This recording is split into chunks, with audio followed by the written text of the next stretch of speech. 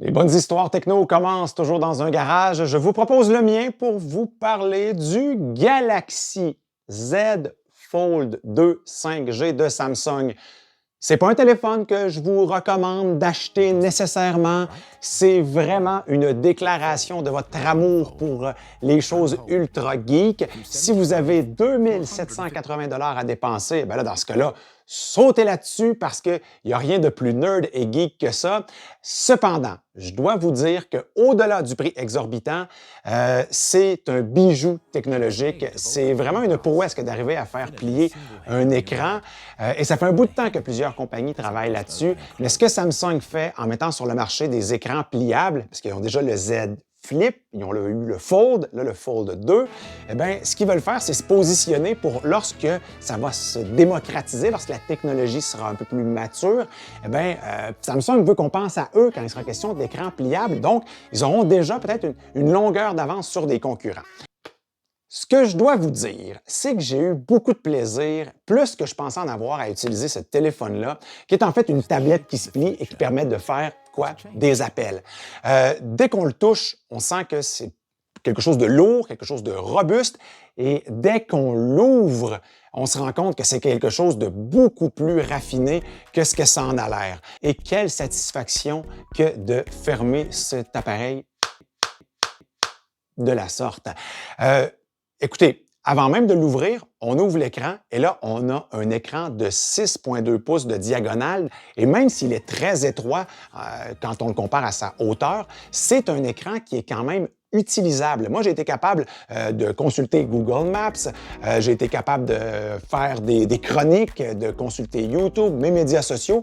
Donc, j'ai eu beaucoup de plaisir à utiliser ce petit écran-là qui est infiniment mieux que ce qu'il y avait sur son modèle précédent où là, c'était une espèce d'écran qui nous permettait à toute fin pratique d'avoir que des notifications ou de l'information. C'était pas très agréable à naviguer. Là, on a vraiment amélioré les erreurs du passé. Et écoutez, pour consulter du contenu, là, c'est un écran de 7,6 pouces de diagonale. C'est une tablette et c'est très agréable de regarder des vidéos sur YouTube ou même simplement des photos que l'on a pu prendre.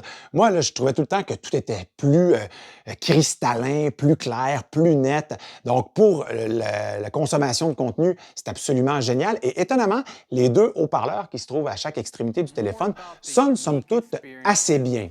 Ce qui est intéressant aussi, c'est qu'on a ce qu'on appelle un Flex Mode qui permet donc à certaines applications de reconnaître dans quel mode se trouve l'appareil. Est-ce qu'il est plié? Est-ce qu'il est fermé? Est-ce qu'on doit faire un affichage spécial pour le plus petit écran? Ou encore, si on doit faire un affichage spécial pour l'écran qui va être à 90 degrés. Vous pouvez jouer avec l'écran comme vous le voulez, mais ça peut être très intéressant. Vidéoconférence, bien, vous déposez le téléphone, vous utilisez la caméra frontale ici et vous avez votre conférence dans ce qui peut vous servir d'écran et ici de menu contextuel ou encore de clavier. Il y a plusieurs applications comme ça qui vont être capables de détecter dans quel format vous utilisez le téléphone. Moi, je l'ai utilisé aussi de cette façon-là, en espèce de petite tente. Quand venait le temps de le brancher, je le mettais comme ça sur ma table de nuit et j'avais simplement l'heure qui s'affichait comme ça, comme espèce de sauve-écran, de screensaver. Donc, je trouvais que le positionnement de l'appareil était très pratique, plus qu'un téléphone à plat sur une table de chevet dont on voit à peu près pas les chiffres qui s'affichent dessus. Autre chose aussi, c'est le système de caméra. Vous avez des caméras frontales, donc deux, une à l'intérieur de l'appareil, une sur le plus petit écran, des caméras de 10 mégapixels. Mais là où ça devient un peu plus costaud, même si ce n'est pas les meilleures caméras sur le marché, c'est l'ensemble à trois objectifs. Une caméra de 12 mégapixels, la caméra principale. Une autre qui vous permet d'avoir un zoom optique de 2x. Pour le prix, j'aurais aimé qu'on me propose quelque chose davantage autour de 4, peut-être 5x même, et un ultra grand angle, bien sûr, pour pouvoir être en mesure de prendre une scène dans son entièreté sans avoir à se reculer indéfiniment. J'ai adoré aussi le système de caméra parce que lorsque l'on utilise l'appareil photo en mode selfie, de cette façon, on peut, comme ça, utiliser le petit déclencheur qui nous permet de profiter du système de caméra principale et donc de profiter de la qualité de ces incroyables caméras qui, je le rappelle, ne sont pas tout à fait les meilleures sur le marché. Je suis plutôt curieux de savoir ce que vous pensez de la technologie des écrans pliables. Est-ce qu'un jour on aura des écrans déroulables? Pour l'instant, c'est hors de prix, mais ça a été un beau trip. Je retourne l'appareil à Samsung. J'espère qu'ils vont continuer d'améliorer leurs produits pliables. Mais d'ici là, dites-moi ce que vous en pensez dans les commentaires.